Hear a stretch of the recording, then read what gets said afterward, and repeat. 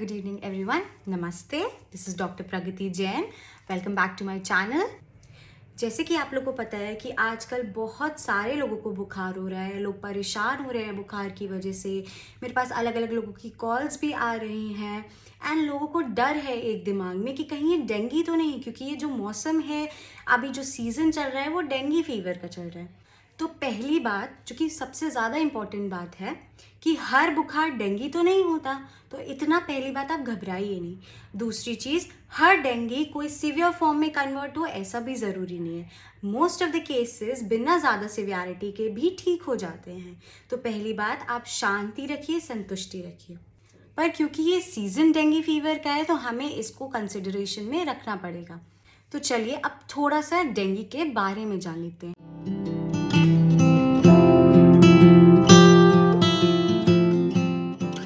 Dengue एक viral fever है। ये एक अर्बो वायरस फैमिली को बिलोंग करता है।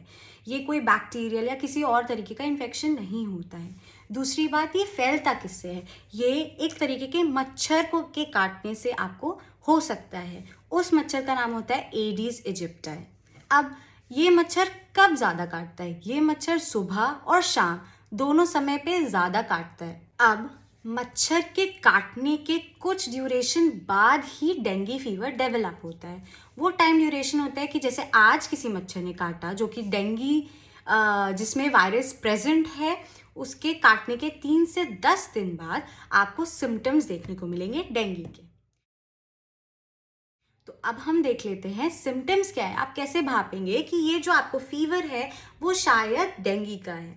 चलिए, पहली चीज फीवर। इसमें फीवर आता है और फीवर के साथ साथ बॉडी में बहुत पेन होता है। ऐसा लगता है कि हड्डियां टूट सी रही हैं। इसीलिए डेंगू को ब्रेक बोन फीवर भी कहते हैं। और भी बहुत सारी चीज़ें इसमें मिल सकती है, जैसे नौजिया होगी, मतलब उल्टी आना, उल्टी जैसा महसूस करना, कभी कभी लोगों को डायरिया भी हो जाता है, बॉडी पेन बहुत रहता है, मसल्स उनकी पेन करती है। और क्या होता है, कभी कभी सर में दर्द होता है, आंखों के पीछे दर्द होता है। और एक और चीज़ होती है, दैट इज रैश, मतलब स्किन पे दाने जैसे, निशान जैसे उभरने लगते हैं। तो अगर आपको ऐसा कुछ दिख रहा है तो हो सकता है आपको डेंगू फीवर हो।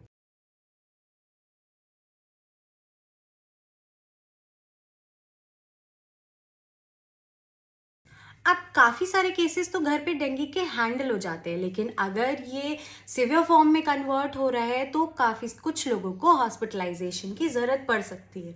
अब सिवियर फॉर्म फॉर एग्जांपल आप ले सकते हो, जैसे आपकी नाक से खून आ रहा है या यूरिन में खून आ रहा है। अगर किसी इंसान को ये सारे सिम्टम्स आ रहे हैं तो बहुत इंपॉर्टेंट होता है उस इंसान का हाइड्रेशन, मतलब कि उसको काफ़ी ज़्यादा फ्लूइड्स पीने की ज़रूरत होती है अनटिल एंड अनलेस आप एक डॉक्टर से मिले हैं और आपको लिमिट किया जाए उस फ्लूइड के लिए।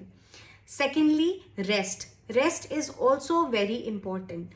Third of all, kindly visit your doctor if you are feeling these symptoms. अगर आपको ये सारी चीज़ें महसूस हो रही हैं, लग रही हैं, तो आप अपने डॉक्टर को कंसल्ट करिए।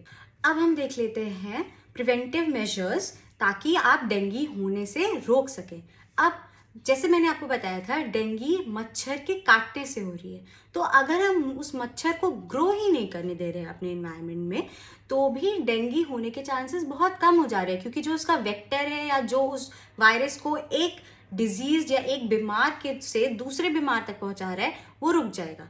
तो डेंगू का जो मच्छर है वो साफ पानी में उगता है, मतलब कि कोई इकट्ठा साफ पानी, जैसे आपके घर में अगर कूलर्स है तो कूलर्स या कोई कंटेनर, कोई बर्तन जिसमें बहुत टाइम से पानी भरा हुआ है, उन सब में वो ग्रो करता है। तो अगर आप ऐसी चीज़ों को बार बार क्लीन करते रहेंगे, हटाते रहेंगे, पानी उसको साफ करते रहेंगे, तो भी डेंगू होने के चांसेस बहुत कम हो जाएंगे, क्योंकि उसका वायरस जो वेक्टर है वही टूट जाएगा। अब डेंगू के मच्छर से बचने के लिए आप मस्किटो रिपेलेंट्स का यूज़ कर सकते हैं, जैसे कि कुछ ऐसे ट्यूब्स आते हैं जो अपनी बॉडी पे लगा सकते हैं, जिससे कि मच्छर दूर भागता है और काटने के उसके चांसेस कम हो जाते हैं। बच्चों के लिए कुछ उनके कपड़ों पे भी रोल ऑन्स आते हैं जो उन्हें हार्म भी नहीं करेंगे और मच्छर को भी दूर रखेंगे। कुछ ऐसे रिपेलेंट्स भी आते हैं जो आप अपने घर में भी यूज़ कर सकते हैं। ये भी अच्छे रिपेलेंट्स होते हैं और आपके घर से उन मच्छर को हटा देते हैं या उन मच्छर को मार भी देते हैं। लेकिन जो सबसे अच्छा रिपेलेंट होता है वो होते हैं मस्किटो नेट्स। अगर आप अपने घर में सोते समय नेट्स यूज कर सकते हैं, that is a very good repellent.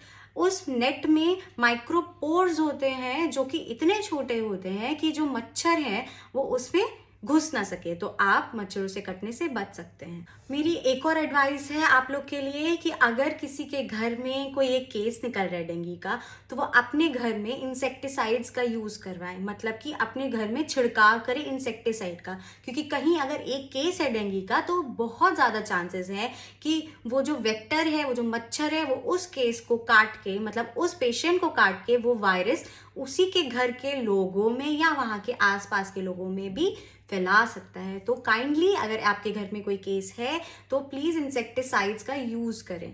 और अगर आप किसी लोकेलिटी में रहते हैं या आसपास रहते हैं तो भी आप रेगुलर इंटरवल्स पे इंसेक्टिसाइड स्प्रे करवा सकते हैं। तो अगर आपको ऐसे सिम्टम्स दिख रहे हैं तो आप अपने डॉक्टर से कंसल्ट करिए और अपने आप को हाइड्रेटेड रखिए, मस्किटो रिपेलेंट्स का यूज़ करते रहिए। तो एंड में यही एडवाइस है कि ज़्यादा परेशान मत होइए।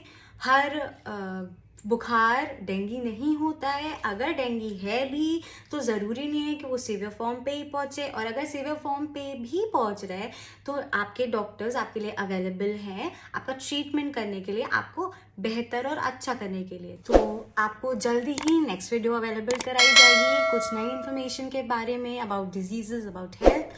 अपना ध्यान रखिए, हाइड्रेटेड रहिए, मुस्कुराते रहिए। नमस्ते।